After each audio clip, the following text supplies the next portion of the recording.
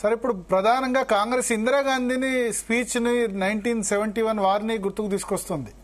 Richard Nixon కలిసిన తర్వాత మీరు చెప్తే మా దేశం విషయాల్లో మీ జోక్యం అవసరం లేదు, మీ సలహాలు అవసరం లేదని ఆమె మాట్లాడిన మాటలు ప్రధానంగా సోషల్ మీడియా వినిపిస్తున్నాయి.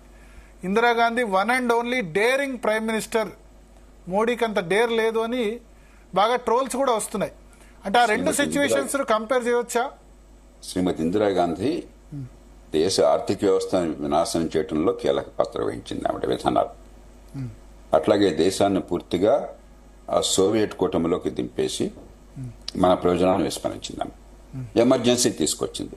కానీ 1971 యుద్ధంలో ఇందిరాగాంధీ పాత్రని ఆనాడు ఈనాడు మెచ్చుకొని భారతీయులు లేరు.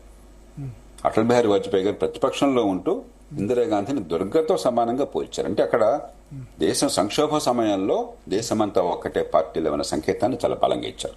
కాబట్టి ఖచ్చితంగా వాడి పాత్రగానే ఆనాటి రాజకీయ వ్యవస్థ పాత్రగా నిరుపమానమైనటువంటిది మనం గౌరవించాలి. కానీ ఆ పరిస్థితి ఈ పరిస్థితి బంగ్లాదేశ్ లో పాకిస్తాన్ మీద తిరుగుబాటు వచ్చి, పాకిస్తాన్ లో పాలకవర్గాల మీద తిరుగుబాటు వచ్చి మెజారిటీ ప్రజలు, ఆనాడు మెజారిటీ బంగ్లాదేశ్ లో ఉన్నారు. ఈవేళ పాకిస్తాన్ జనాభా ఎక్కువైంది బంగ్లాదేశ్ కంటే. కానీ ఆనాడు బంగ్లాదేశ్ లో, అంటే అప్పటి ఈ తూర్పు పాకిస్తాన్ లో మెజారిటీ ప్రజలు ఉన్నారు. మెజారిటీ ప్రజలున్నా కూడా ఎన్నికైనటువంటి నాయకుడిని షేక్ ముజిబుర్ రెహమాన్ ని జైల్లో పెట్టి దమనకాండ చేసినప్పుడు ప్రజలంతా ప్రతిఘటించారు. 1.5 కోటి మంది శరణార్థులు మన దేశంలోకి చొచ్చుకొచ్చారు.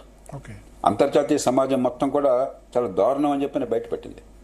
పాకిస్తాన్కి చెందిన ఒక జర్నలిస్టు యాంటనీ మాస్కరన్హాస్ అని చెప్పని ఎన్ని వేల మందిని, ఎంత లక్షల మందిని ఊచకోత కోశారో సవివరంగా వివరాలతో చెప్పి పాకిస్తాన్ లో ఉంటే చంపేస్తారని చెప్పి బ్రిటన్ పారిపోయి తలదాచుకోవాల్సి వచ్చింది, ఆయన కుటుంబం కూడా. ఆ నేపథ్యంలో బంగ్లాదేశ్ విముక్తి తప్ప వేరే మార్గం లేదు. అది కూడా ముక్తి బాహిని, అంటే బంగ్లాదేశ్ లోనే అంతర్గతంగా ఒక సైన్యంగా, తిరుగుబాటు సైన్యం వచ్చి వారికి మనం శిక్షణ ఇచ్చాము, సాయం ఇచ్చాము, బహిరంగంగా చేశాం. కానీ ఈవేళ పరిస్థితి అది కాదు. ఉగ్రవాదాన్ని ఎదుర్కోవడానికి, దేశాల మధ్య యుద్ధానికి కొంత సంబంధం ఉన్నా కూడా ఉగ్రవాదం ఎదుర్కొనే విషయంలో మనం వెనక్కి వెళ్ళకూడదు. అదే బంగ్లాదేశ్ ఎవరు ఏమవుతోంది, ఇస్లామిస్టుల ప్రభావం కొంత పెరిగి ఎంత గందరగోళం జరుగుతుందో మనం చూసాం. అంచేత సందర్భాలు వేరు. ఆనాటి సందర్భంలో భారతదేశం అంతా ఐక్యంగా ముక్త కంఠంతో నిలబడింది. ఈనాటి సందర్భంలో కూడా మళ్ళీ భారతదేశం అంతా ఐక్యంగా ముక్త కంఠంతో నిలబడింది. కానీ పరిస్థితులు వేరు.